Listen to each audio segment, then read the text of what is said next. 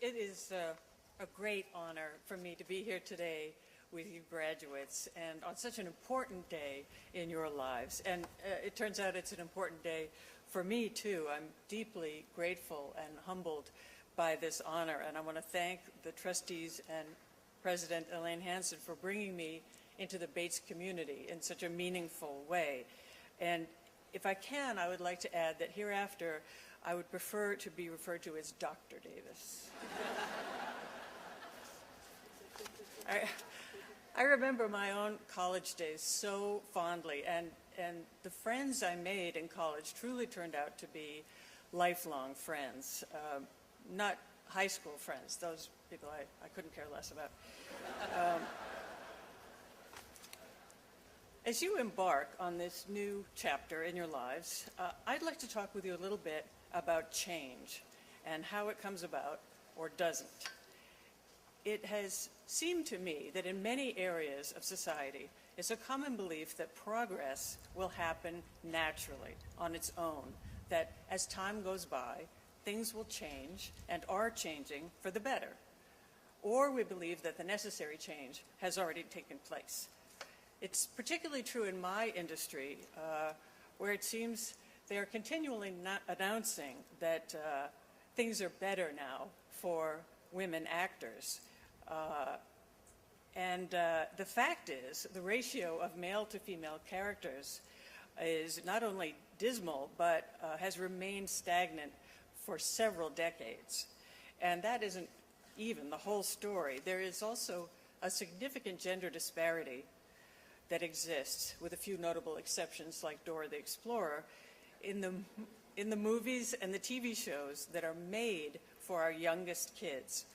When I started watching these kinds of entertainments with my little daughter, I was stunned to see what I perceived to be a clear dearth of female characters, because I had assumed that in the 21st century, we're no longer feeding kids an image of society where women and girls don't take up half the space, which studies show we do.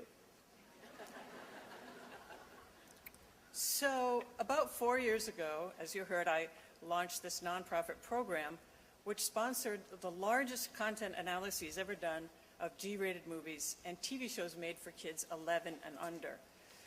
And the results were stunning. It showed that our kids are seeing a very imbalanced world, 3 male characters for every 1 female, and that the ratio worsens significantly in group or crowd scenes. And that of the female characters that did exist, the vast majority were highly stereotyped or hypersexualized. When we looked at occupations, we found that for 37% of the girls, it was royalty, which is a job that's a little hard to come by. What's more, during the 15 years that the cover studied, no improvement was made in the numbers whatsoever. So no change had happened on its own in the natural course of things. So what about other areas where we assume that change is happening in the natural course of things? Let's look at our legislature. Women now make up 16% of Congress. If we add women at the rate that we already have been, we will achieve parity in 500 years. Now, I'm going to go out on a limb here, so I'd like to keep this between me and the 1,000 of you.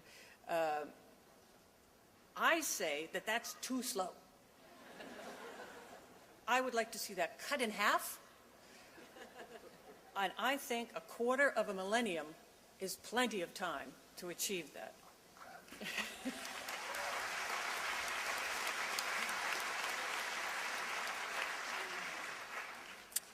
The U.S. is currently ranked 68th in the world in terms of female representation in government.